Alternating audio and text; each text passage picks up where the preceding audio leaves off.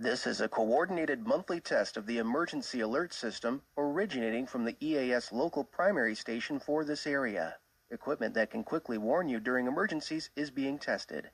If this had been an actual emergency, such as a tornado warning, toxic material release, or other state or local emergency that affects your safety, official messages would have followed the alert tone.